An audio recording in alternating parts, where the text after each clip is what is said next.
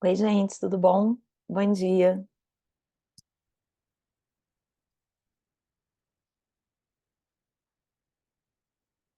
Bom dia.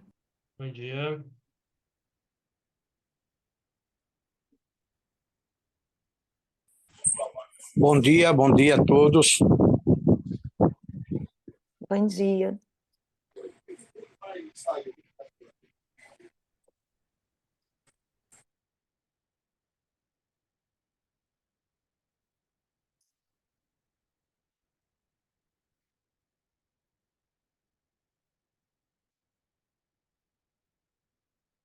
O, o professor Ingo me comentou comigo que a professora Gabriele não vai poder estar presente, certo? Isso, o Aí eu. professor Hilton também falou comigo. Ah, tá. Ah, eu fiquei na dúvida agora. Eu vou ser então anfitriã ou vai ter alguém que vai coordenar? Eu. Ah, tá bom.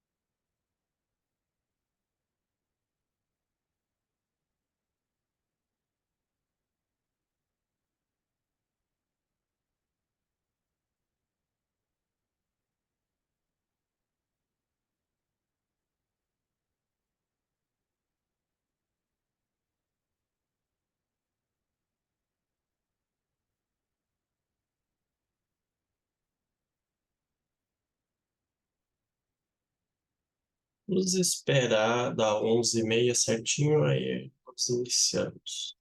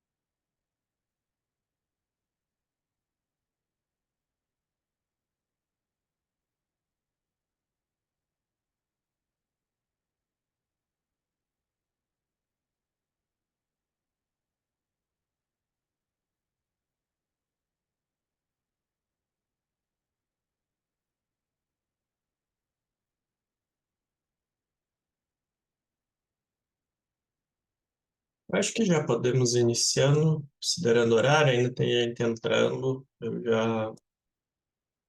Eu tirei a sala de espera, aí o pessoal consegue entrar direto, já todo mundo mutado.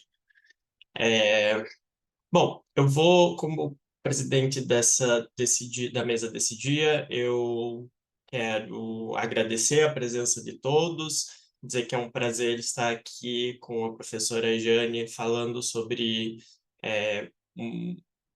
um conceito que hoje está muito na moda e que ainda tem muito a ser discutido e aprimorado. Particularmente, sou muito fã daquele artigo seu com a professora Clara Keller, que é Consolismo Digital, Contradições e um Conceito Impreciso, e poder ouvir em primeira mão da professora as percepções dela é realmente uma oportunidade única. Como a professora comentou, a professora Gabriele Sarlet não vai poder estar conosco hoje, é uma pena, mas acredito que ganhamos pelo lado que vamos ter mais tempo com a professora, para aprendermos com a professora Jane. Então, professora, passo a palavra para a senhora fazer sua exposição, e depois disso a gente vai fazendo aí perguntas, uma roda de bate-papo mesmo. Muito obrigado.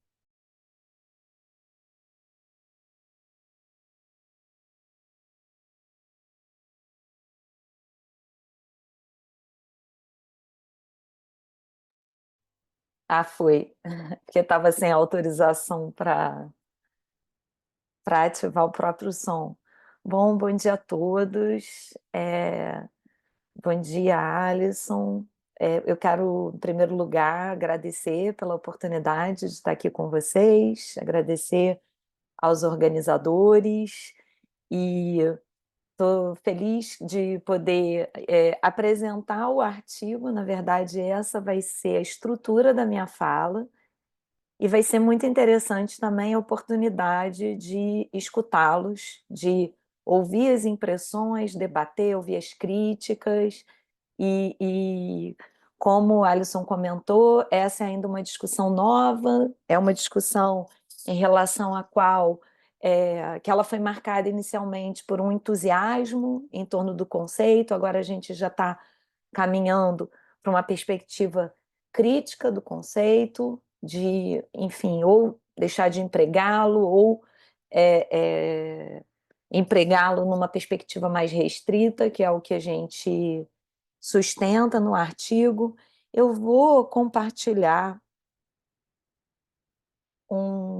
se for possível, Alisson, um slide, uma tela.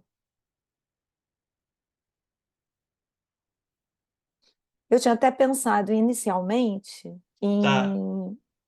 tá Tá, deixa eu aparecendo para a ver. senhora compartilhar? Tá, agora tá. Tá, agora foi. Apareceu, né? Sim. Vou só acertar aqui o meu zoom, porque ele estava na tela toda, para eu poder acompanhar também. Instante. Foi. É,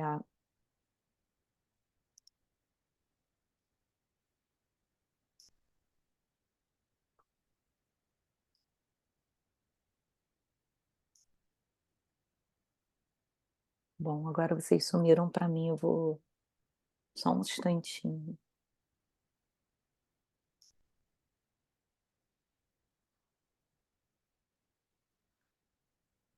Ah, bom, foi.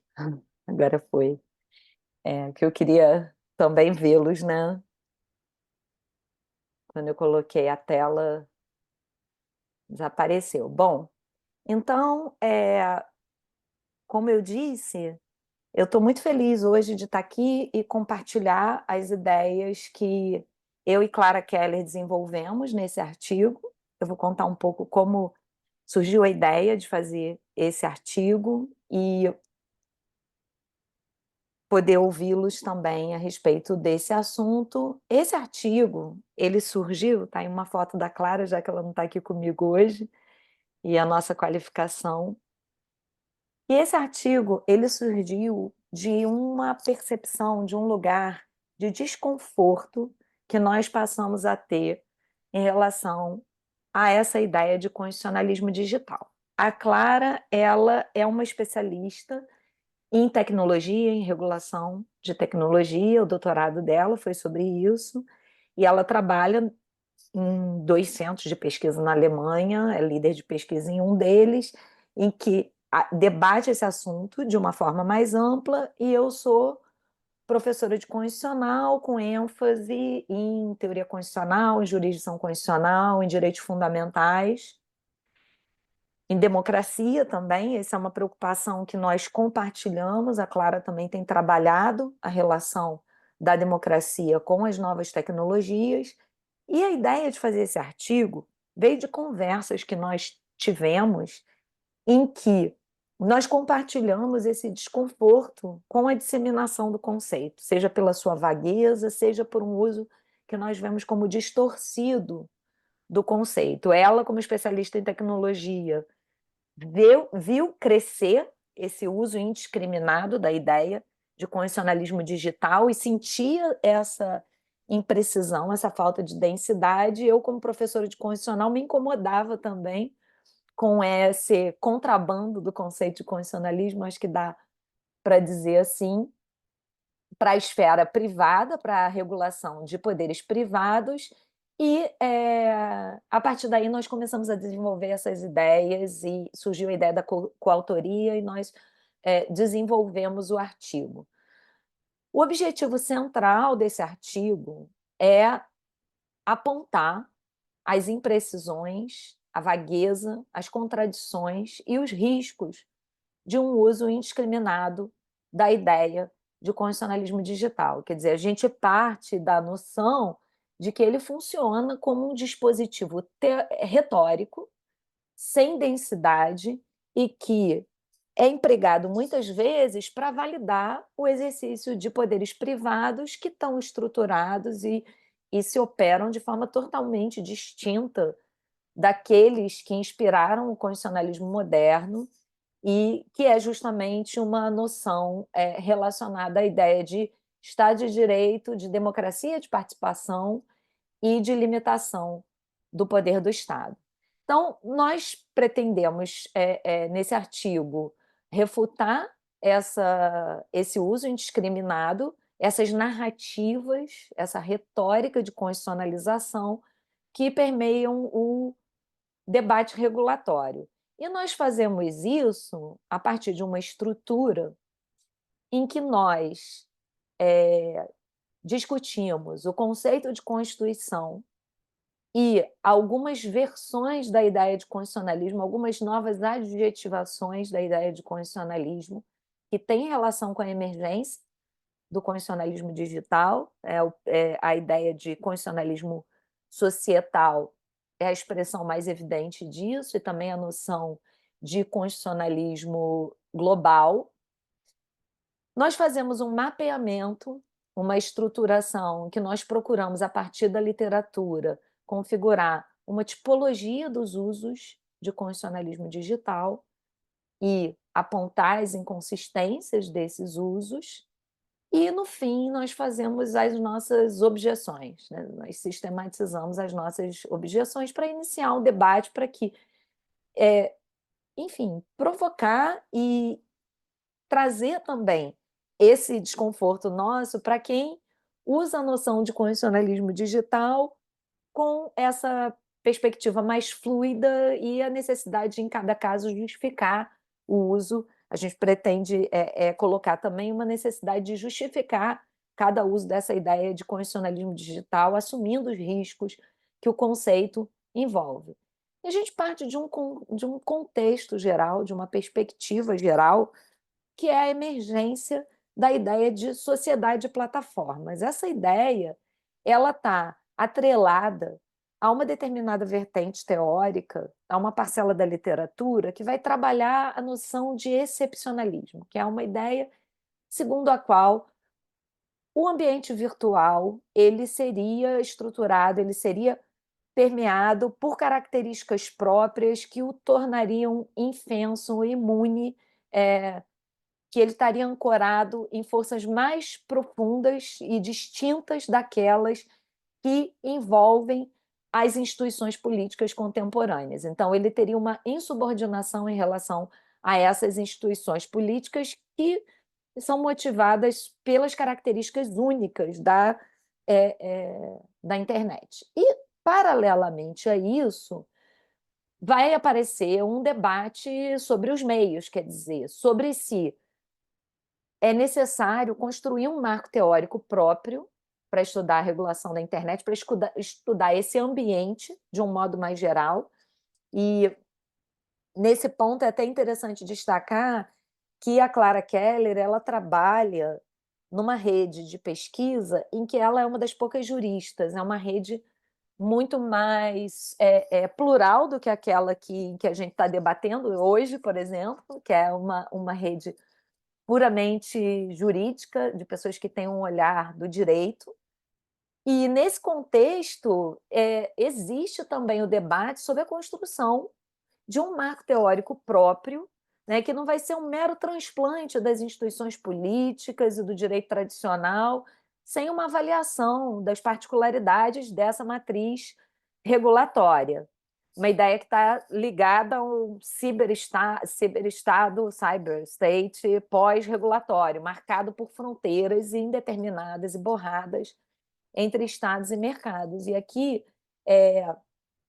eu acrescento um ponto que eu até trabalho num outro artigo sobre erosão do Estado Social e sobre a contribuição que o Judiciário Supremo tem dado para o Estado Social, que é um artigo que ainda está no prelo, em coautoria até com uma professora do IDP, que é a professora Clara Mota Pimenta Alves, e em que a gente precisa levar em consideração que essa narrativa da inevitabilidade da emergência dos mercados e da força, da potência dos mercados, ela também tem uma matriz ideológica que não é uma matriz ideológica nova.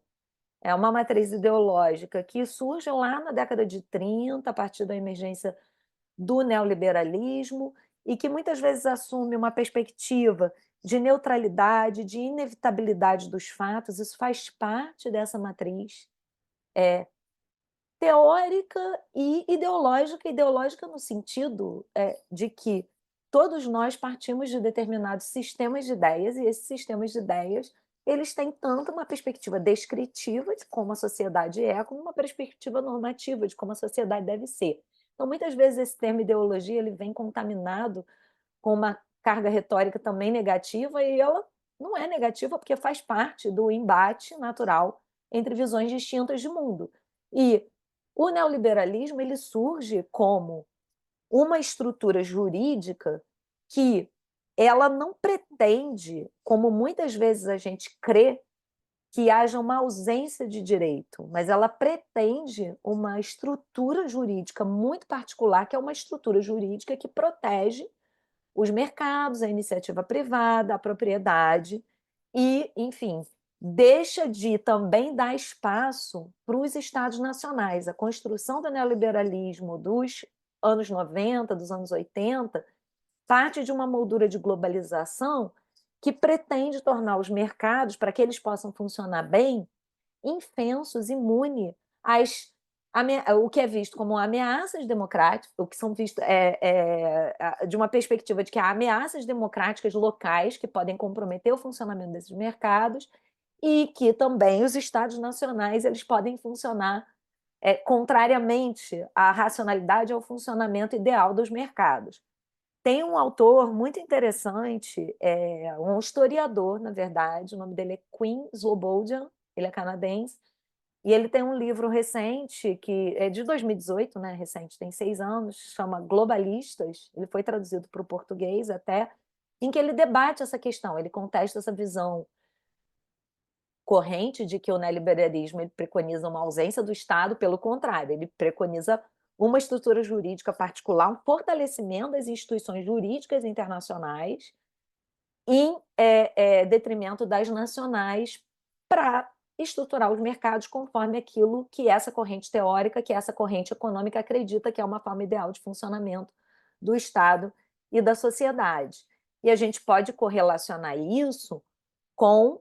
e aí essa é uma correlação que eu faço, nem sei se Clara faria, porque é uma coisa que a gente não discutiu recentemente, mas eu acho que a gente pode correlacionar isso com a emergência da ideia de constitucionalismo global, que também é um constitucionalismo além e acima do Estado, e com a própria regulação da internet, a partir de uma perspectiva social que também vai se contrapor aos Estados. Então, essa é uma ideia que eu estou trazendo aqui para vocês, que é uma junção desses dois temas que me ocorreu conforme eu estava escrevendo sobre erosão do estado de bem-estar social,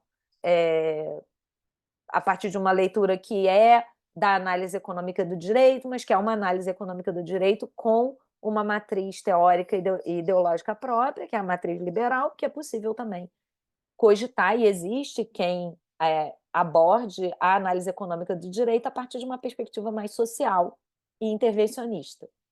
Mas essa não é a escola que tem prosperado entre nós, e eu acho até que numa perspectiva mais geral, também no debate nos Estados Unidos e em alguns países europeus também, sobre a análise econômica do direito. Então, a gente vai ter aqui um debate sobre os meios, sobre a construção de um marco teórico próprio, marco jurídico próprio. Esse marco jurídico ele pode ser pensado como mais intervencionista, como menos intervencionista, mas que vai dar conta dessa matriz regulatória que é distinta. E, ao mesmo tempo, paralelamente, é aí que surge a ideia de constitucionalismo digital, vai vir nesse embalo uma tentativa de transpor para esse ambiente aqueles conceitos que a gente poderia chamar de promessas da modernidade, porque a gente está falando aqui de um conceito que é moderno, de um conceito que não é pós-moderno, que é o conceito de constitucionalismo, de Constituição, ele é a epítome da racionalidade moderna.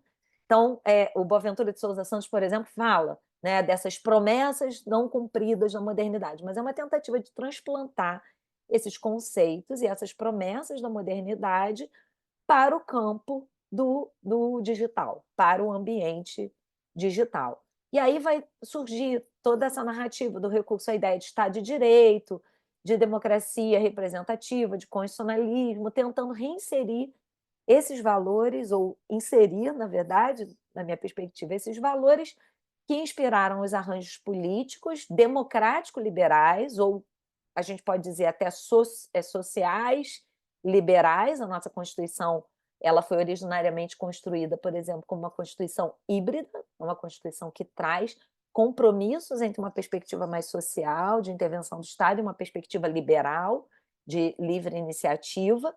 Então, a tentativa de transplantar essas ideias para o campo da governança da internet.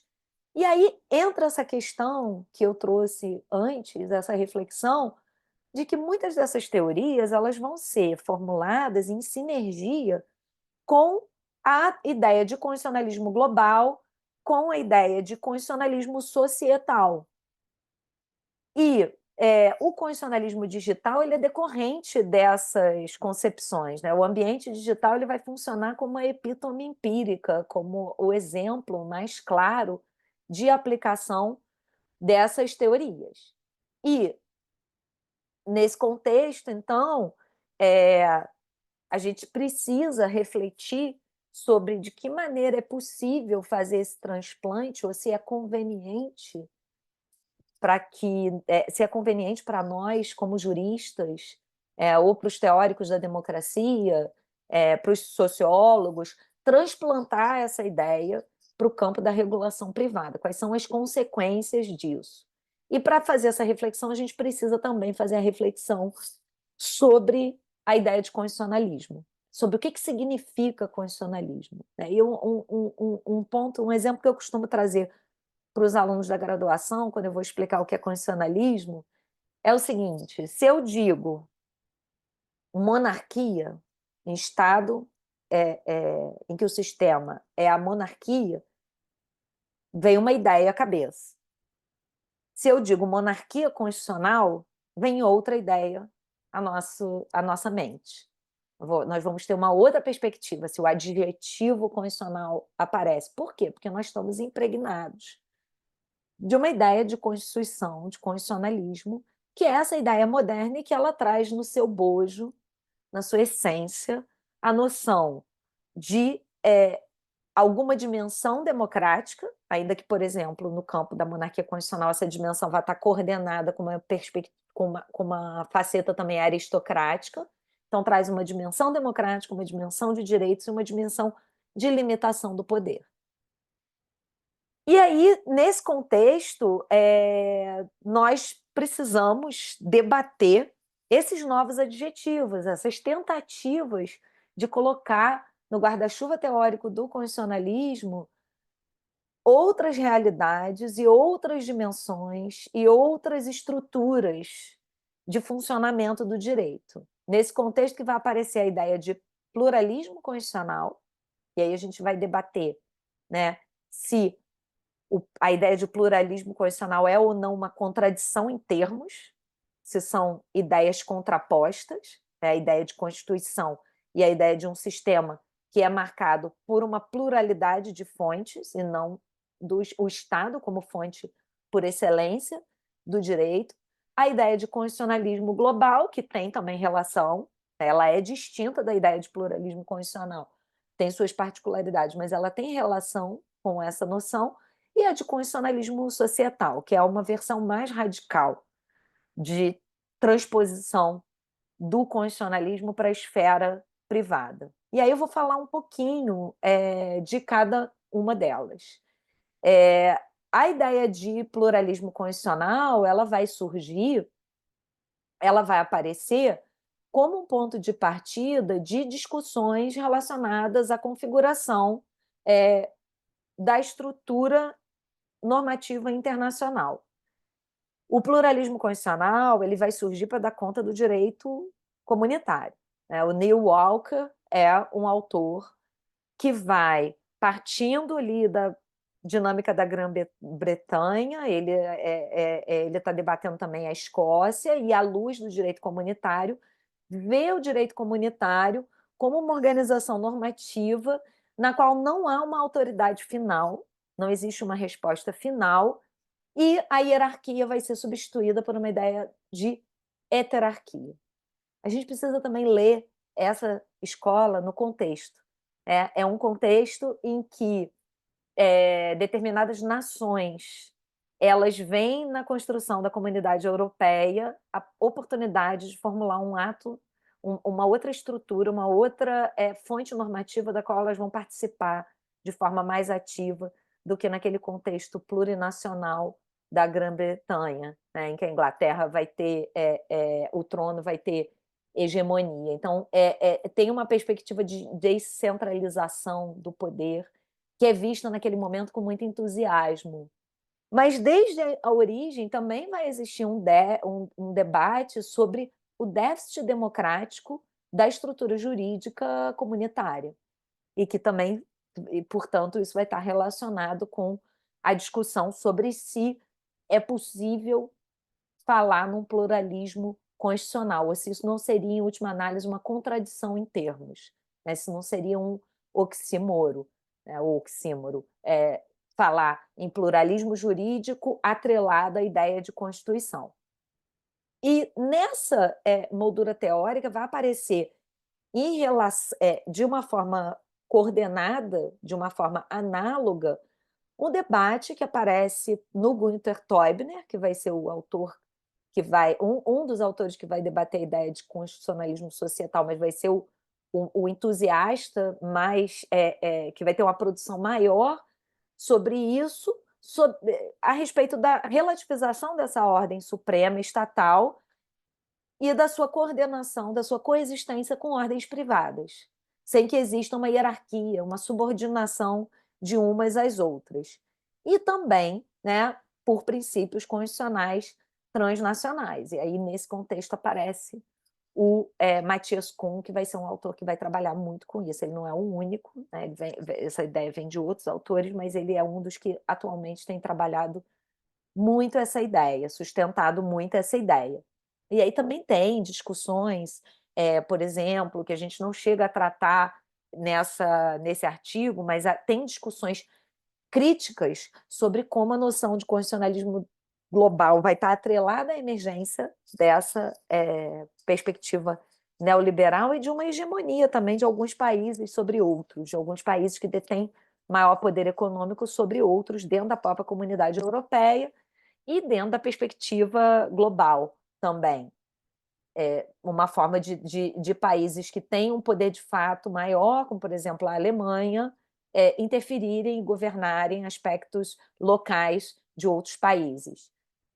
Então, essa noção de constitucionalismo global, que é também, né, como eu disse, atrelada à ideia de pluralismo constitucional, ela vai ser, aqui eu coloquei uma definição da Anne Peters, uma agenda acadêmica que advoga a aplicação de princípios constitucionais na esfera jurídica internacional, de forma a aperfeiçoar a efetividade e equidade dessa ordem legal. Então, ela vai estar voltada para a promoção de princípios constitucionais para solucionar problemas globais, como a crise climática, o terrorismo internacional e a regulação do sistema financeiro. Aí a gente vê essa correlação com a dinâmica neoliberal, consenso de Washington. Esse autor, o Slobodjan, ele trabalha essa ideia, né, de como essas estruturas jurídicas internacionais, elas, em dado momento, elas são incentivadas e perfilhadas pelos teóricos econômicos, pelas escolas econômicas neoliberais, como uma maneira de conferir estabilidade para os mercados e limitar também as ameaças a essa estabilidade que vem das revoluções locais, do constitucionalismo local e das estruturas nacionais.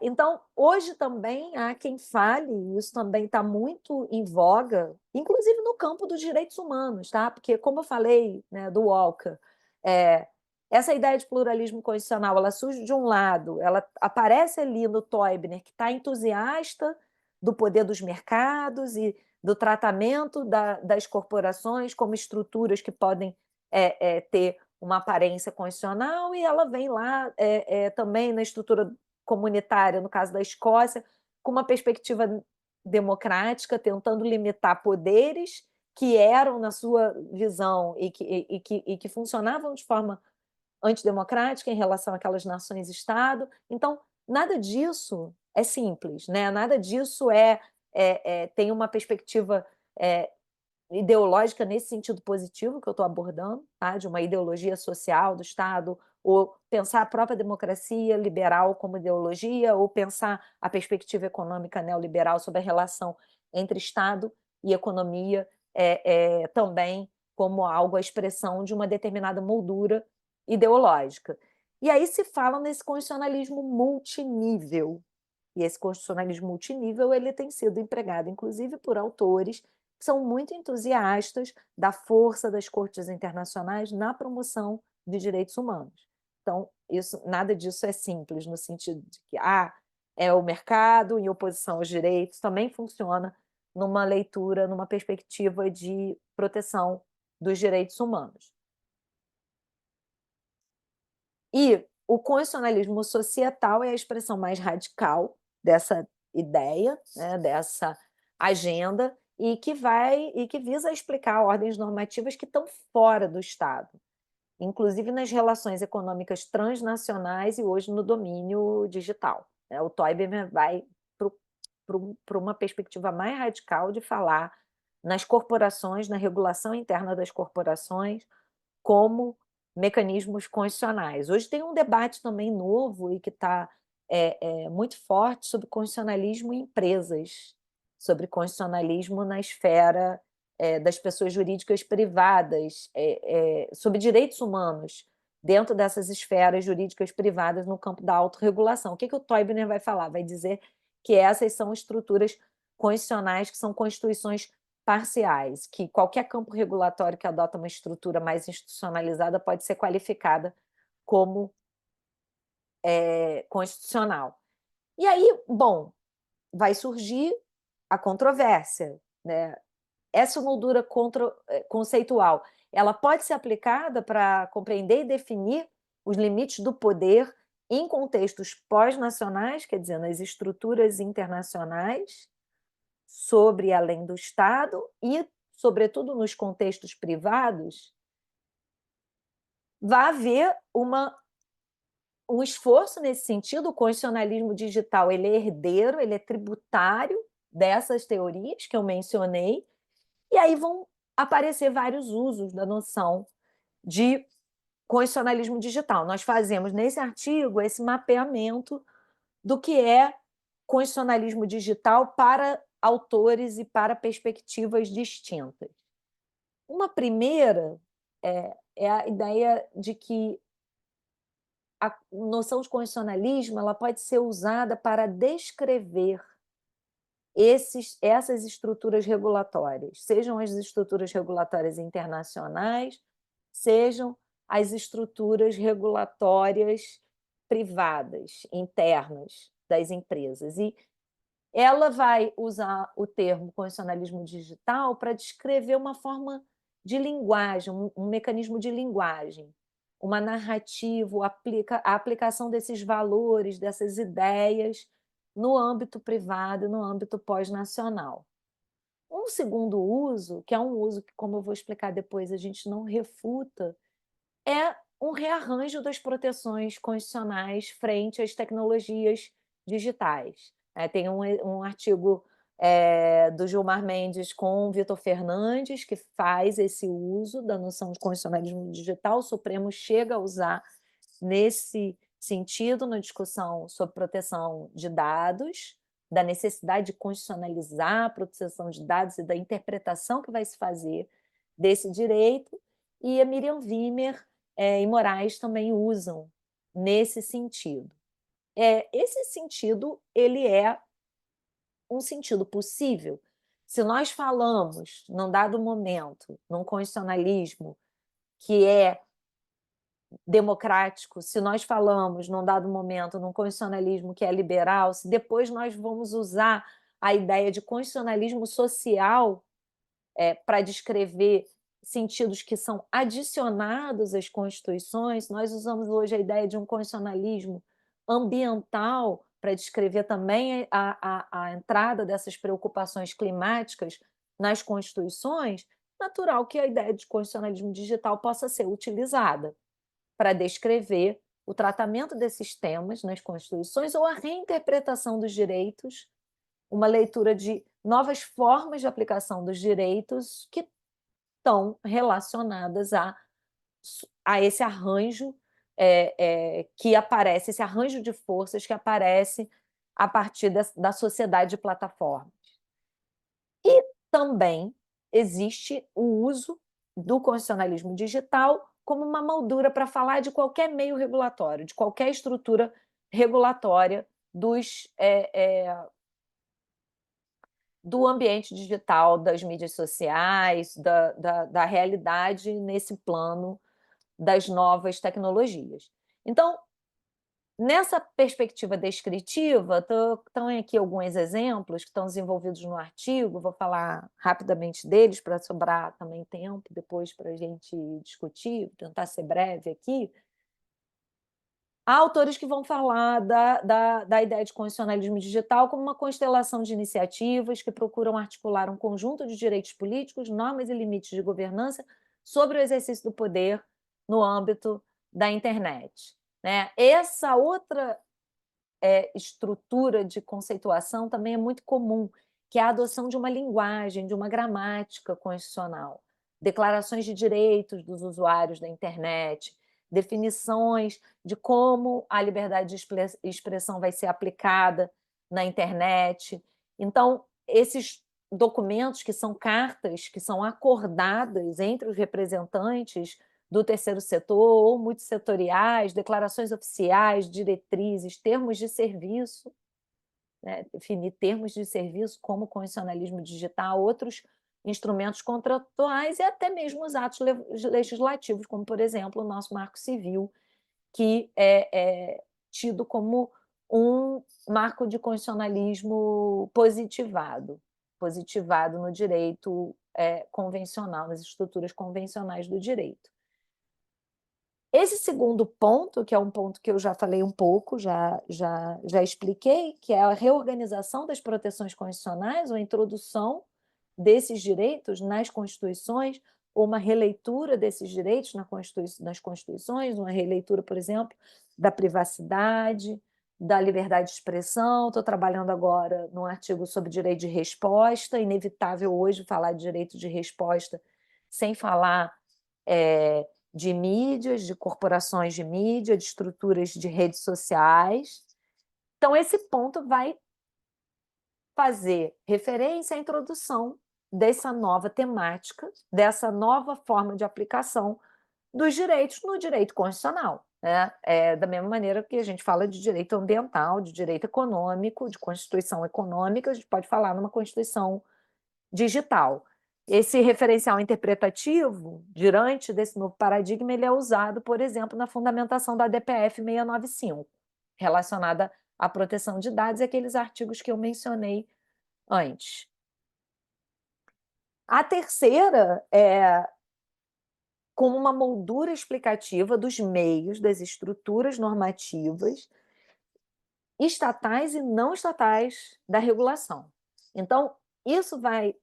esses autores vão partir do pressuposto de que o constitucionalismo digital abrange vários mecanismos que têm a ver com a racionalização e a aplicação dessas ideias, dessas promessas da modernidade no campo digital. Então, isso vai desde iniciativas de autorregulação, né, como o Facebook Oversight Board, até a regulação estatutária, como o DSI, o Digital Services Act da Europa. Esse campo dá aplicação a estruturas internas ou mecanismos internos das empresas. O Oversight Board a epítome, é um exemplo mais evidente desse uso. Ela é muito problemática, então coloquei aqui um pouquinho para a gente discutir depois, né, o Oversight Board como um exemplo desse alargamento radical do conceito. Ele é criado pela empresa Meta em 2019, ele é financiado pela própria empresa, é um comitê que é instituído como uma entidade administrativamente independente. Esse espaço deu, essa estrutura, ela deu espaço à difusão dessas metáforas constitucionais, ao uso indiscriminado dessas metáforas constitucionais. Por exemplo, o New York Times, ele chega a, em notícias, usar esse comitê, mencionar que esse comitê seria a Suprema Corte do Facebook, né? Então, aqui a gente tem um exemplo muito claro, muito evidente, dessa apropriação da carga simbólica do constitucionalismo, desse uso da ideia de Constituição, de direitos, de regulação, como uma apropriação, um dispositivo retórico, um rótulo, que visa a transportar essa dimensão positiva do constitucionalismo, essa dimensão atrelada a uma noção de limitação do poder, de representação democrática, de um terceiro neutro para arbitrar conflitos, que é algo próprio do rule of law, do Estado de Direito, para o campo privado. E o Oversight Board, a Clara tem acompanhado isso, e ela, em algumas discussões que a gente teve, ela chega a abordar, eu acho que examinou 2 ou 3 casos. Então, assim, é um caso muito emblemático do uso dessas estruturas privadas, como dessa nomeação de estruturas privadas, como Suprema Corte, como aplicação de direitos, como constituições parciais, de um uso estratégico de marketing, mesmo como estratégia de marketing. E, bom, aí está aqui essa questão desse conselho de supervisão. A gente trabalha isso num outro artigo, que é um artigo menor, que vai sair, está no Prelo, num livro sobre constitucionalismo digital, que também até tem artigo do professor Ingo, vai sair em inglês, em que a gente analisa o conselho de supervisão da Meta, usa esse ponto da apropriação da ideia de Estado de Direito, desenvolve um pouco mais isso do que nesse artigo que a gente está debatendo agora. E aí aqui é que a ideia se torna efetivamente inconsistente, contraditória e uma apropriação marqueteira do conceito de Constituição. Um ponto que eu acho interessante a gente levar, da gente ter em conta, é que a gente passa a ter um enforcement, uma aplicação forçada privada de direitos fundamentais, como a liberdade de expressão, né? Então, quem vai decidir sobre o escopo da minha liberdade de expressão ou da minha privacidade? São empresas privadas? Como é que a gente vai atrelar esse processo de decisão a metáforas constitucionais? Metáforas constitucionais que, enfim, vêm todas impregnadas com essa carga simbólica da representação democrática, da participação, do voto, do exercício de um poder constituinte pelo povo, que a gente não pode escolher, quer dizer, que a gente vai usar e que vai estar presente como uma marca democrática do constitucionalismo.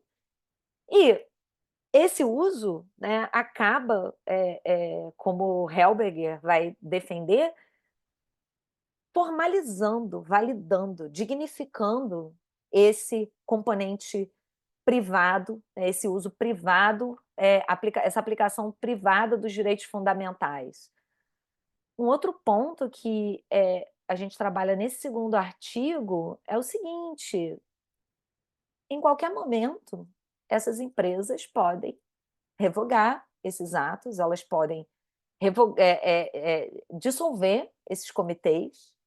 Então, ainda que a gente cogitasse de alguma independência desses comitês, eles estariam totalmente atrelados às decisões, à sua própria existência, ao seu próprio funcionamento, sua remuneração, toda atrelada ao exercício do poder, que é um poder privado.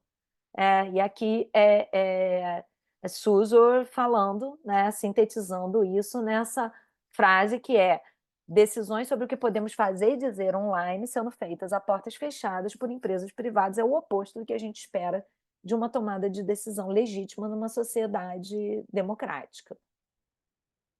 E aí eu passo, então, para o ponto, que é o terceiro ponto, para o ponto final, que são as contradições e os riscos do conceito, que é a nossa crítica ao uso do conceito. E aqui a gente vai ter dois eixos interligados, né? O valor explicativo e a correção normativa de dilatar esse conceito para abarcar formas jurídicas em muitos aspectos distintas daquelas que orientam o constitucionalismo. E eu acho que tem aspectos valorativos, éticos, e tem aspectos funcionais, né, de para quê, por que o constitucionalismo foi construído, para qual finalidade ele foi construído, e os riscos e efeitos que esse alargamento pode ter nesses usos recentes, nessa difusão. Eu não vou detalhar isso aqui, porque eu acho que a gente, como estuda direito constitucional, a gente tem esses pressupostos bem desenvolvidos. Era importante estruturar e demarcar isso para situar a nossa crítica, né? Mas vamos relembrar quais são os elementos básicos do constitucionalismo moderno. E aí tem a crítica do Dieter Green, a noção de constitucionalismo global, que estrutura muito bem, que enumera, né, de uma forma bastante sistemática essas dimensões essenciais do constitucionalismo. Esse texto está até num livro que agora não estou me lembrando do nome, o ano, mas é bem antigo, eu acho que é ali de meados da primeira década do ano 2000, que o título é The Twilight of Constitutionalism, assim, tipo, né, o desaparecimento do constitucionalismo. E o Dieter Green vai trazer essa visão crítica a essas noções que dissolvem a noção de constitucionalismo. Então, ele vai falar, né, do constitucionalismo como um sistema de normas que expressa uma decisão política, como um mecanismo de instituição e regulação do poder público. A circunstância dele não reconhecer fundamentos ou meios extraconstitucionais do poder. Vamos lembrar que o constitucionalismo ele nasce como uma decorrência, como uma contribuição ao absolutismo, que é justamente um sistema político que constrói a ideia de Estado como uma estrutura que centraliza o exercício do poder jurídico, monetário, político, o uso legítimo da força, né? Tudo isso vai ser concentrado na formação do Estado moderno absolutista, e em contraposição vem o constitucionalismo como um mecanismo de legitimação democrática, de limitação, de construção dos direitos humanos e do Estado de Direito. E aí a ideia de constitucionalismo como origem da vontade popular e da fonte legítima do poder, escorada nessa distinção entre poder constituinte e poder constituído, que é uma distinção que a gente não tem como transplantar para esses outros, para essas outras escolas explicativas que tentam adjetivar e dar novas explicações a respeito do constitucionalismo, e o seu caráter supremo sobre outras fontes normativas. E aí vem a contradição, a ideia de que existe uma contradição intrínseca entre constitucionalismo e pluralismo jurídico. A gente pode descritivamente debater, esse é um ponto que a gente não discute no artigo, mas é uma agenda de pesquisa super interessante sobre a emergência de novas formas de pluralismo jurídico. A gente não está negando que esses sistemas eles funcionam como fontes paralelas do direito. O que a gente está negando é que eles possam ser qualificados como constitucionais, porque a ideia de constitucionalismo ela surge justamente para descrever o oposto disso, o oposto dessa noção de pluralismo jurídico que está muito difundida e muito presente no Estado medieval, se é que a gente vai chamar de Estado, justamente por isso, né, nas estruturas políticas medievais, e existe essa transformação na formação do Estado moderno absolutista e depois convertido num Estado constitucional de direito que limita o exercício do poder político e estabelece um fundamento democrático para ele. E o Marcelo Neves, na sua crítica ao constitucionalismo societal, ao Teubner, ele é muito feliz, ele sintetiza muito bem, por isso eu coloquei essa citação aqui na tela, de que a Constituição em sentido moderno ela depende no plano estrutural de certos pressupostos, esses pressupostos que a gente tratou, que eu trouxe na enumeração do Dieter Green. E no nível semântico, clareza conceitual. Humberto Eco ele fala muito disso. A gente precisa saber nomear as coisas para poder discutir. A gente precisa partir de pressupostos comuns. Se todos nós estamos falando de constitucionalismo digital e cada um está pensando uma coisa distinta, ou se a gente está no uso do constitucionalismo digital remetendo a determinadas ideias e valores que não são empiricamente presentes nessas regulações privadas e nessas outras formas de regulação jurídica, internacional e administrativa, a ideia de constitucionalismo vai funcionar como uma mera metáfora, e nós vamos estar debatendo, falando de coisas diferentes, sem sistematizar e sem partir de uma premissa comum. Então, ele diz que esse uso inflacionário do termo vai torná-lo vago e ele vai perder o seu significado histórico, normativo e funcional. Então, a gente tem uma crítica nesse plano epistêmico, nesse plano efetivamente de permitir que nós usemos a mesma ideia para falar das mesmas coisas e, portanto, debater os pontos relacionados a essas estruturas jurídicas partindo de pressupostos comuns, e um risco também, que é um risco político e que está no plano das consequências, que é de um afastamento consciente e incessante de qualquer débito com os sistemas políticos. Então, aquilo que eu falei lá no início, né, de formalizar, validar e dignificar esses poderes privados e obscurecer até na nossa subjetividade o que eles representam, o que eles são efetivamente, e também uma captura pelo mercado, né, já que essas constituições civis são submetidas a outros imperativos funcionais, a outras ideias, a outros sistemas que fazem com que qualquer resposta às crises possa ser cooptada. E também uma crítica no plano da legitimação, que aí o próprio Teubner vai reconhecer que esse é o calcanhar de Aquiles da sua própria teoria do constitucionalismo societal, que é o déficit de legitimidade democrática, né? Que é a circunstância de que ele não está escorado na vontade popular, nem mesmo num esquema de representação política e de periodicidade, de alternância, tudo que está atrelado, poderes cívicos, tudo que está, cidadania, tudo que está atrelado ao constitucionalismo tradicional. E, bom, nesse sentido, todas aquelas críticas que eu mencionei em relação ao constitucionalismo global, constitucionalismo societal, pluralismo constitucional, elas podem ser transplantadas para o constitucionalismo digital, Ela vai designar fenômenos muito distintos entre si, que são implementados num ambiente privado.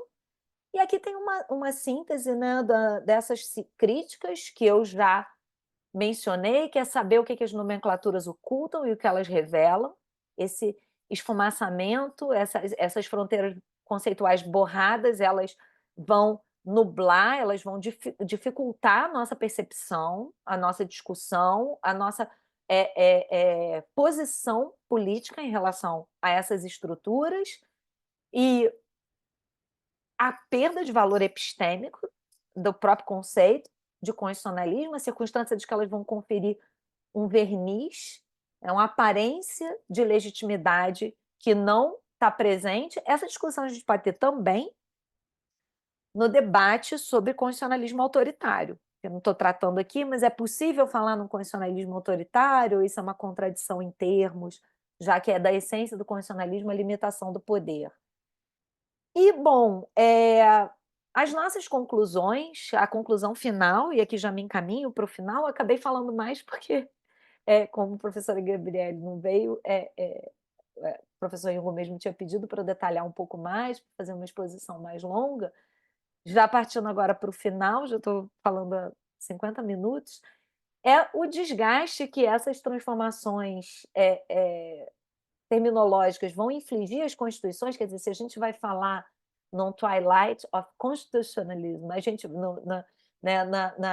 no apagamento do constitucionalismo, nesse pôr do sol, nesse anoitecer do constitucionalismo, nessa madrugada do constitucionalismo, qual a posição que a gente vai ter em relação a isso? É uma posição de inevitabilidade, de entrega do conceito, de reconhecimento de que ele não vale mais? Ou é o contrário? Ou é a necessidade de afirmar esses valores e de manter essa definição e de manter essa estrutura justamente para limitar e contrapor essas novas forças que emergem no contexto global e no contexto de concentração? Lembrando aqui que o debate também sobre as plataformas, sobre as empresas, é um debate relacionado ao sistema antitruste. A gente tem uma situação aqui também de monopólio, né, de ausência de fragmentação do poder, todo um debate que tem hoje nos Estados Unidos, com a assunção lá pela Lisa Khan, que é uma acadêmica super jovem, que foi nomeada pelo Biden, para, a partir de uma perspectiva distinta em relação ao direito antitruste, que não foca só na questão do preço, mas foca também nos impactos democráticos e em outras estruturas que os monopólios podem ter, porque eles estavam muito focados, a escola anterior ela era muito focada na ideia de que se o preço não sobe, então não tem lesão para o consumidor. É uma outra, é um retorno à visão do Brandeis sobre o direito antitruste, sobre os monopólios, que parte também da premissa dos impactos democráticos, dos impactos trabalhistas, dos impactos na desigualdade que o monopólio pode ter. E a Amazon é a expressão que ela usou, era então a estrutura que ela usou, foi um artigo que ela escreveu quando ela ainda estava no doutorado, super jovem, hoje, né, ela é também uma autoridade regulatória e que debate essa questão que a gente pode transpor para o campo das plataformas. Então, a gente vai debater se o uso da ideia de constitucionalismo não pode justamente servir como uma ferramenta para se opor, né, ou para limitar, para se contrapor a essas novas formas de poder privado. Então, gente, acho que era essa a minha contribuição. Estou muito curiosa também para ouvi-los e a gente vai ter um tempinho, né, ainda para debater. Então, eu fico à disposição. Muito obrigada. Muito obrigado, professora Jane. A sua fala, entendendo todo o contexto do plano de fundo de vocês, de onde veio as ideias do artigo, é muito esclarecedor, até para o atual momento que nós estamos. Ontem voltou a funcionar o Twitter no Brasil, depois de um embate muito forte, muito evidente da tensão entre poder estatal e essas ordens econômicas concentradas muito focadas, às vezes, numa agenda ideológica e que não se vende como tal. Primeiro, eu quero agradecer a todos que estão participando, porque nós batemos mais de 100 participantes há uns 10 minutos atrás, muita gente. Eu acho que, assim, desde a pandemia eu não via tanta gente participando de evento online, é muito bom ver isso. Quero notar também que o professor Hilton, que é professor de DP do mestrado e doutorado e coordena um grupo de estudo sobre constitucionalismo digital, está aqui. E aí eu vou só pensar algumas coisas aqui que eu peguei, porque eu fiz o mestrado no IDP. A minha dissertação foi sobre neurotecnologias e neurodireitos. Então, eu acabei abordando um pouco das questões sobre constitucionalismo digital. Conheci o Celeste quando ele esteve aqui em Brasília ano passado, tive a oportunidade de jantar com ele, conversar com ele algumas ideias. E tem sido um tema muito presente, assim, essa questão de uma teoria sólida ou só de um hype acadêmico que usa para chamar atenção ali nos artigos. Também eu estive em Granada há 2 anos com o IDP, com um grupo do IDP, que tem até pessoas aqui na sala, em que o professor Balaguer, que falou agora na abertura dessa semana, ele trata sobre não constitucionalismo digital. Como ele bebe de uma fonte haberliana, ele pega a ideia da constitucionalização do algoritmo e a digitalização da Constituição. Então, ele usa termos diferentes para tentar delimitar um pouco melhor o escopo da discussão, que também é muito interessante.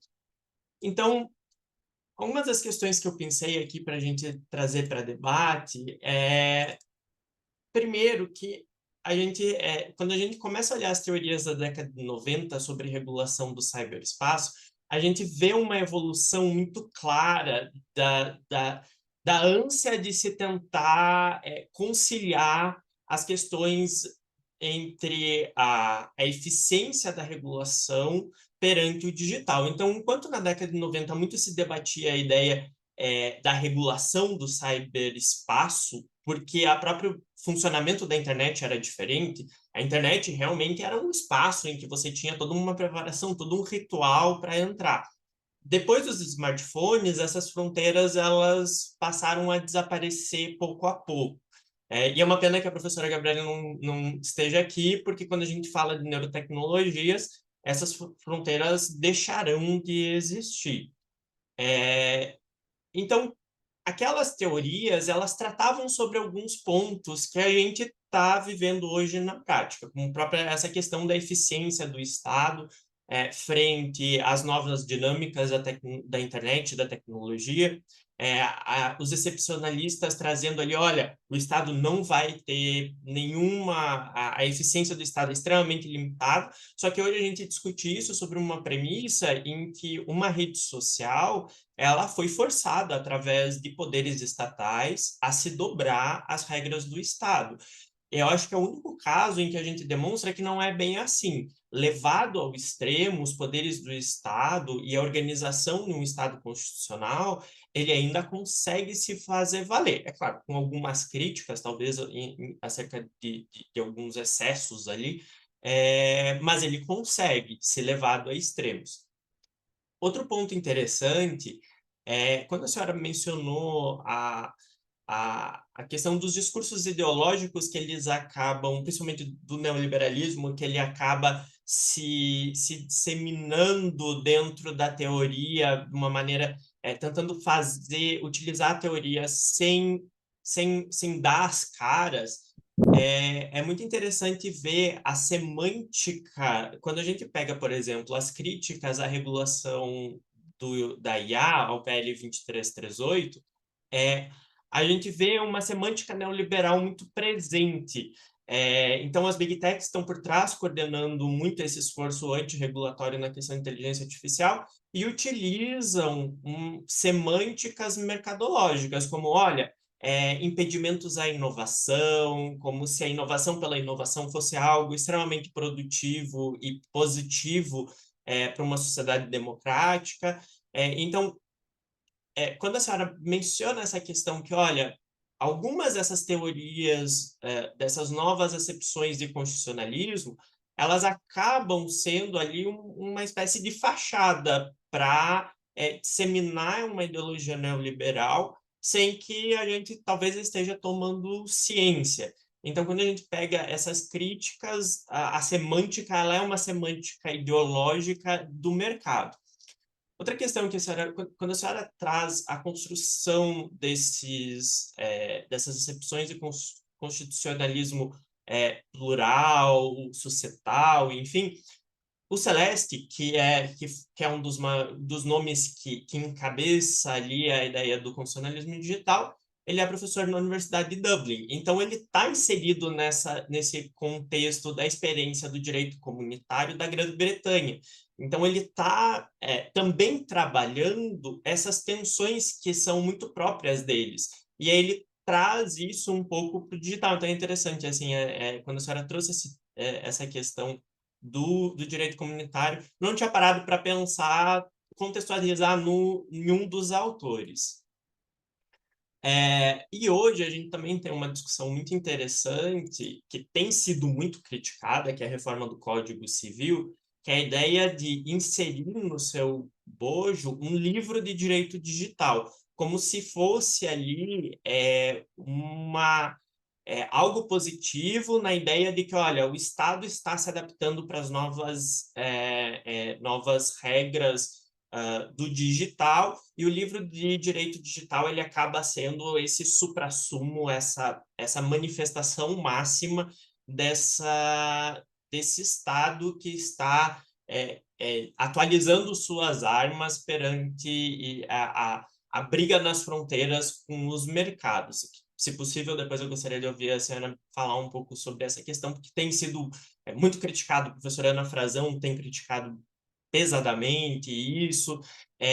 A gente tem, por outro lado, eu vejo com bons olhos algumas questões como desindexação.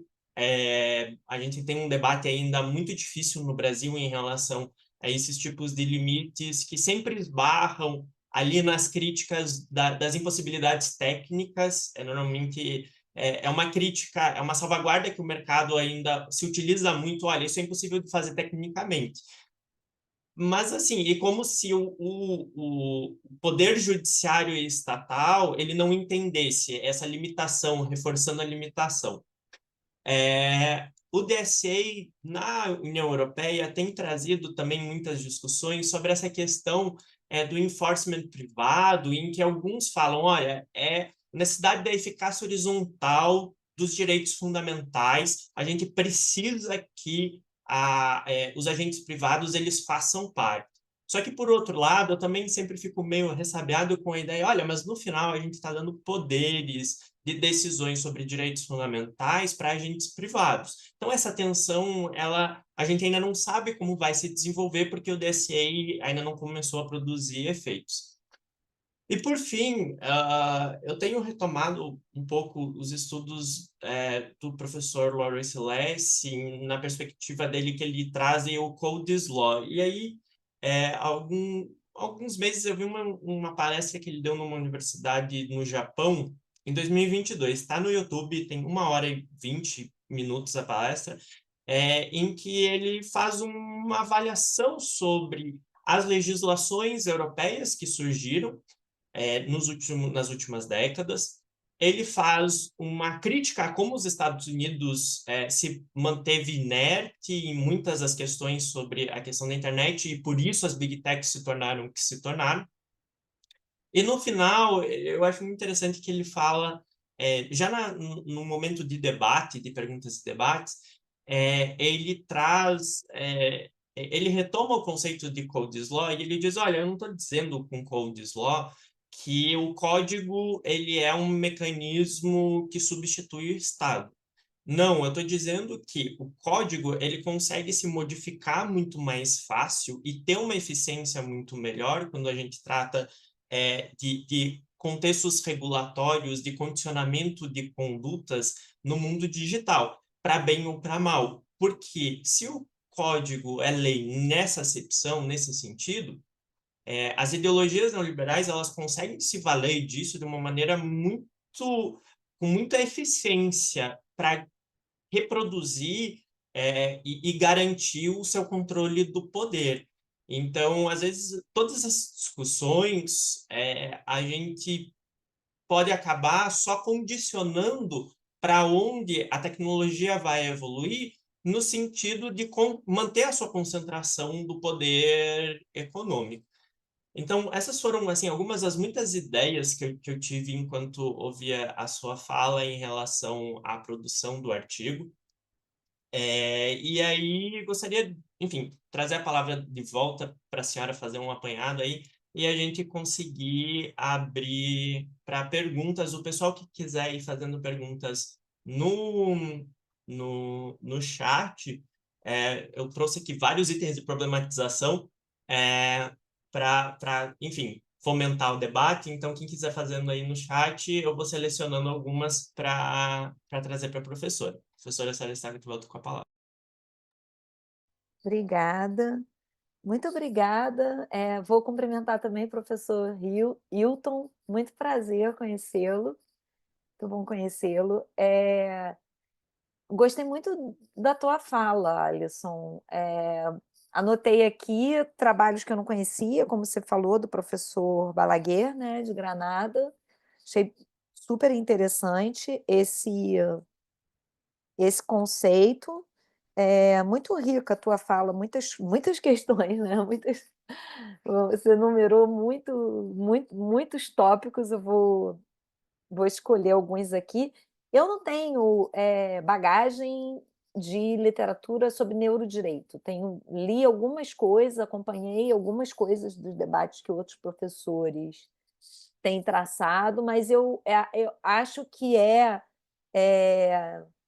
muito interessante discutir, e isso acho que tem relação também com o neoliberalismo, o impacto da retórica do uso dessas terminologias, do uso desses conceitos na nossa subjetividade, no nosso conforto ou desconforto político em relação a essas estruturas de poder.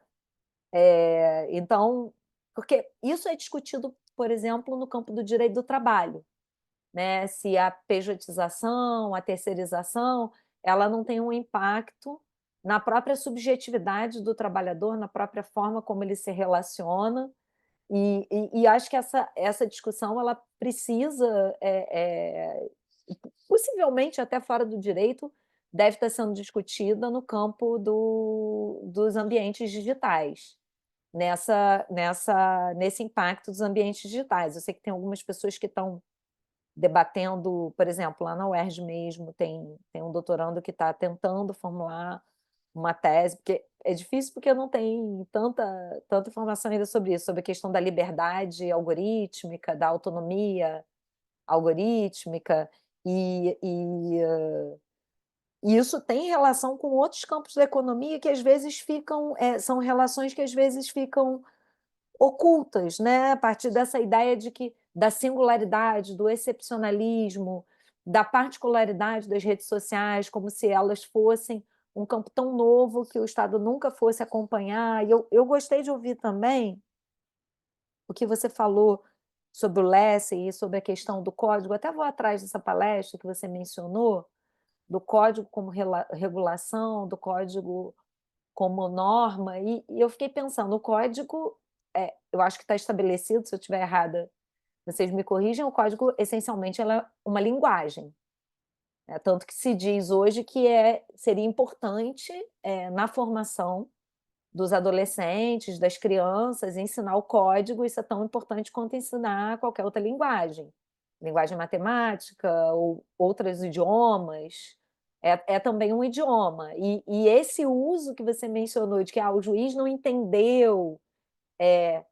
porque não houve essa tradução, porque é como se fosse uma língua estrangeira, como se você não soubesse ler, que é o que acontece se você viajar para um país onde tem outro vocabulário que você não vai compreender a placa, mas ela está lá, ela tem um significado. E aí o grande desafio é estabelecer uma comunicação, né, entre o significado do direito, os propósitos e a funcionalidade do direito e essa linguagem, e aplicá-la para essa linguagem. E como você falou, essa questão da impossibilidade de cumprir, que tem relação com essa retórica também da inevitabilidade das coisas, do curso natural da história, sobre quais a gente não tem controle, a gente não tem qualquer estratégia de resistência, de oposição, seria infrutífera, seria impossível. É um pouco a discussão do VPN, né, Alisson? Eu acho. Né? Tinha uma conversa de que seria totalmente impossível e inútil suspender qualquer rede social, porque as pessoas podem acessar com VPN. Só que acessar com VPN é parecido com acessar a internet lá atrás, não é uma coisa que as pessoas fazem de forma automática. Tem que instalar um aplicativo, se você quiser um aplicativo bom, você vai ter que pagar. Então, obviamente, isso tem um impacto de mercado para essas empresas, porque, em última análise, o impacto que houve para o Twitter, mais importante, que gerou um incômodo, foi um impacto financeiro, de mercado. Mesmo que não houvesse ameaça de imposição de VPN, ia ser uma parcela ínfima dos usuários que iria acessar com VPN.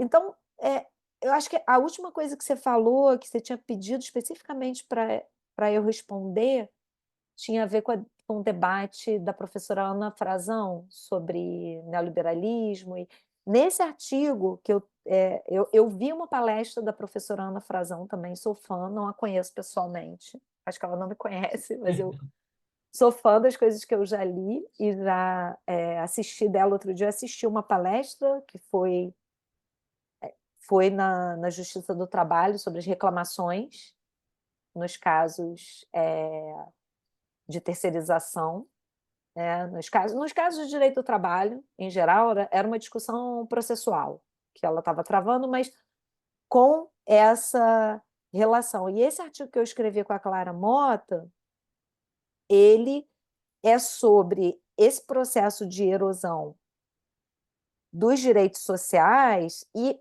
o papel da judicialização nisso. Por quê? Porque o Supremo, no passado, ele, ao tratar desses temas da Constituição Econômica, ele mantinha as políticas de Estado, usava eventualmente argumentos consequencialistas, orçamentários, mas muitas das questões, bloqueio de cruzados, índices, foram decididas com base em argumentos mais puramente jurídicos, como direito adquirido, ou com base em argumentos processuais, questões processuais, de eficácia das normas constitucionais, na questão dos juros de 12%. E o Supremo hoje ele partiu para um debate nesse campo que tem um conteúdo ideológico muito claro nas decisões. O mercado tem que funcionar, a globalização é inevitável, estamos numa sociedade digitalizada, enfim, um discurso substantivo sobre a Constituição Econômica, que o Supremo pretérito, por mais que ele fosse um Supremo que tinha uma deferência também ao mercado, manteve as decisões que reverteram as decisões contrárias às privatizações, mas sempre tendo cuidado de traduzir isso para uma linguagem mais técnica. E hoje a linguagem direito é uma coisa, economia é outra, isso não é direito, isso é economia, isso são fatos, isso é inevitável, isso está presente em vários votos do Supremo, especialmente na ação da terceirização. E eu acho que dá para fazer uma correlação entre isso e o debate digital, embora ela não esteja, essa correlação não esteja dada de forma tão clara. Eu acho que ela segue uma estrutura de raciocínio e de relação com os entes privados parecida, inclusive deixando de lado a ideia de eficácia privada dos direitos fundamentais, que surgiu exatamente no direito do trabalho. Então, acho que é isso, e eu fico à disposição também para ouvi-los. Chegou a fala. No chat ainda não temos perguntas, mas eu coloquei o link da palestra do Lessing, porque como foi numa universidade do Japão, é meio difícil de achar. Eu acho que vai sair um artigo da transcrição dessa palestra e tal. Muito bom. Mas como tá, eu até pensei assim, estava conversando com a professora Laura para ver a possibilidade de eu fazer a transcrição e a tradução, mas como a palestra foi lá e eu acho que tem um estudante da universidade lá, eu também não quis ir para esse caminho para não gerar problemas. Mas é muito interessante porque no final ele fala, o debatedor ele pergunta, olha, o que a gente tem então? Assim, que a gente está num cenário da erosão, das bases ideológicas e filosóficas, até mesmo da democracia como nós entendemos, e muito empate por conta dessa captura das big techs, etc. E ele fala, olha, a questão é econômica. Então, a gente tem que olhar também do ponto de vista econômico. A gente não pode ignorar isso, que na real o que elas querem é lucro. Como que a gente ataca o lucro delas? Ele até traz algumas ideias ali relacionadas a abordagens regulatórias que foquem os mecanismos e os processos de lucro dessas empresas. E o fato é que o X, ele foi forçado justamente na questão econômica, porque no momento que, mesmo que tivesse uma porcentagem de pessoas utilizando o X com o VPN, é uma porcentagem tão pequena que o prejuízo foi tão grande economicamente que para eles foi melhor pagar todas as multas e submeter às diretrizes nacionais e voltar a funcionar. E teve um Então, texto que eu li do Substack, me esqueci agora o nome da autora, mas um texto muito interessante falando como uma decisão como essa, ela tem um impacto definitivo, porque ela interfere num ecossistema. Então, como se você desequilibrasse um ecossistema digital. Você tira os brasileiros, eles vão migrar para outras plataformas, os hábitos de uso vão mudar, às vezes em poucas semanas. Eu mesma descobri que eu consigo viver muito bem sem o Twitter.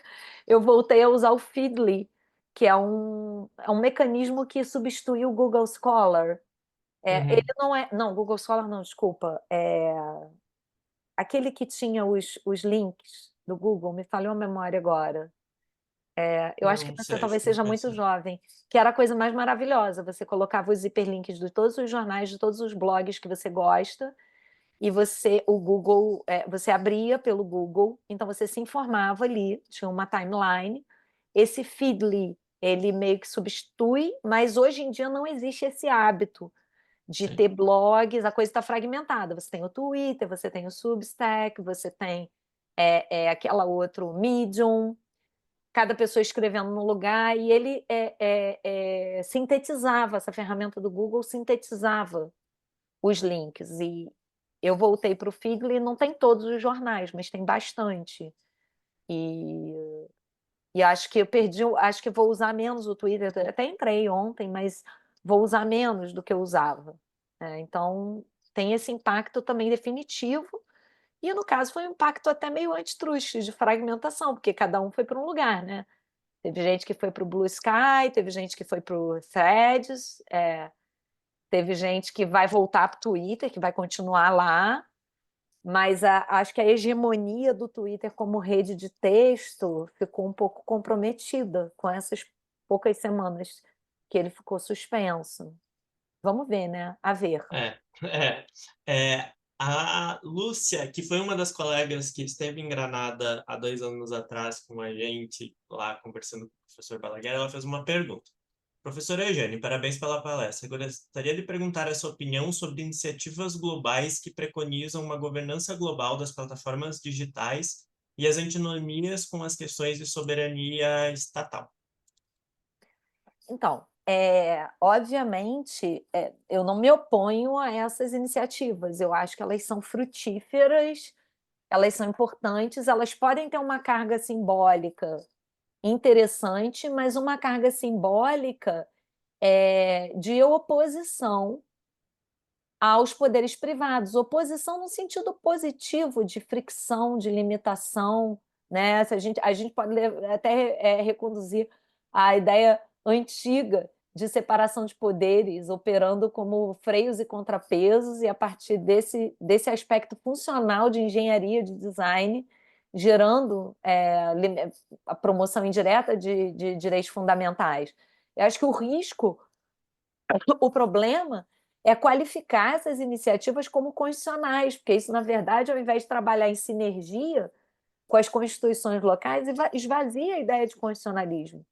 E, enfim, como a gente fala, né? Reduz o valor epistêmico, a Constituição vira mera metáfora e acaba funcionando como uma dilatação do conceito que legitima também os poderes das próprias plataformas, ou aquelas iniciativas que elas dizem ter, ou aqueles valores que elas dizem cumprir. Só que a diferença é que ali, no caso das plataformas, você vai ter um mesmo ator que se beneficia daquele sistema lucrativamente, porque é uma empresa, né? Está dentro do sistema de livre mercado, que dita as normas, aplica as normas, e eventualmente aplica divergências, né? Se tiver esses comitês, vai fazer essa arbitragem da aplicação das normas, essa aplicação contenciosa.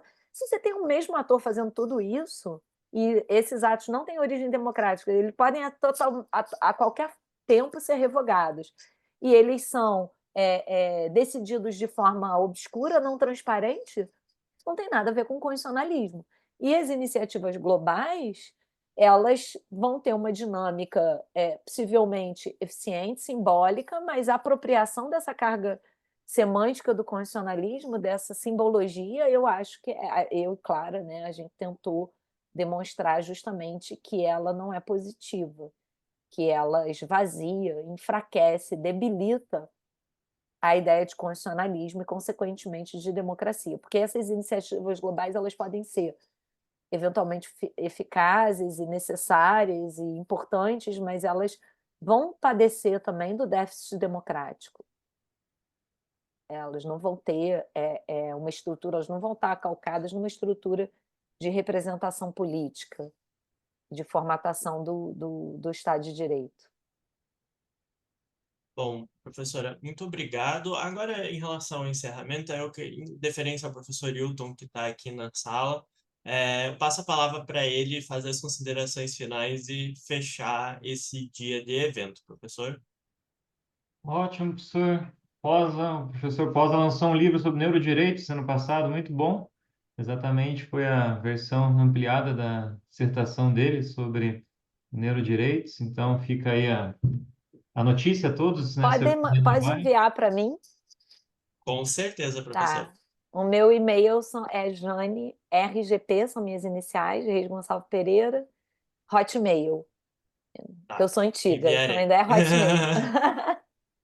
Dizem que esse é o maior recibo, né, de geração X, o Hotmail, que ninguém mais usa.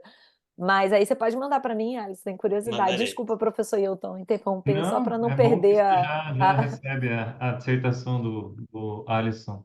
Ficou muito interessante nesse tema tão contemporâneo. Infelizmente, a professora Gabriele Sarlit, por questão de saúde, né, não pôde estar aqui conosco. Uma pena. Mas a parte boa dessa situação triste, né, da professora Gabriele foi que a professora Jane Reis pôde, né, com bastante profundidade, aí, nos apresentar algumas inquietações sobre o conceito de constitucionalismo digital.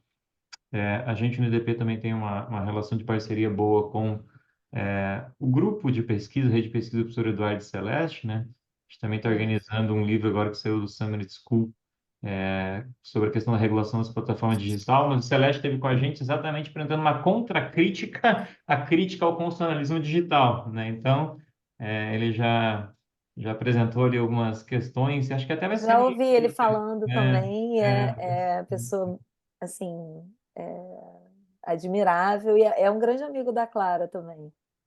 até vai ser no Quando a livro. gente fez a crítica, acho que foi a primeira pessoa a receber o E vai sair artigo, o foi texto ele. dele, da Conta Crítica, em breve. Ele me falou aí num livro que a Ah, professora Laura, não sei bacana. se a Clara também está organizando, mas a Laura Scherta com certeza está organizando. Mas sobre o que falou a professora Jane Reis, né, tem muitas questões bastante relevantes, né, pela necessidade de clareza conceitual, a importância de não permitir que um conceito relevante para a proteção de direitos seja utilizado exatamente para a violação desses direitos, essas questões trabalhistas, né, a tecnologia digital modifica muitas relações laborais, e isso muitas vezes tem sido feito para justificar algumas precarizações que não são adequadas. É claro que a regulamentação do trabalho, do labor digital, precisa ser feita com as suas especificidades, mas sem desconsiderar, digamos assim, estruturas importantes do Estado constitucional social. Então, assim, tem muitos temas para a gente pensar e refletir, e foi muito importante aí a palestra da professora Jane Reis, que nós agradecemos bastante, todos os organizadores. A professora Ingo Sarlet hoje não pôde estar presente, mas pediu para que transmitisse aqui um abraço, né, do professor Ingo Sarlet. E amanhã temos o encerramento no 5º dia. A nossa querida Lúcia Ferreira, que fez a questão, estará na presidência da mesa. O professor Vasco, da Universidade de Lisboa, também. E o professor Carlos Edson, da UERJ, diretor da UERJ, e Sim. estará também conosco e da Procuradoria-Geral do Rio de Janeiro. Então, esse é o nosso encerramento amanhã. Agradeço aí a presença de todos. Hoje conseguimos também terminar no horário e com a possibilidade de perguntas, o que são duas coisas boas. Que bom que deu certo. E é isso. Muito obrigado. Obrigado, professora Jane Reis. Obrigado, Quero Alisson. agradecer muito, tá? Eu falto dizer, foi uma manhã muito, muito bacana. Agradeço muito. Fiquei muito feliz de estar com vocês. Olha, nós que Obrigado. agradecemos. Obrigado. Tchau, Até Obrigado, amanhã. gente. Alisson. Bom Deus dia. abençoe. Tchau, tchau. Tchau. Tchau. Tchau, tchau.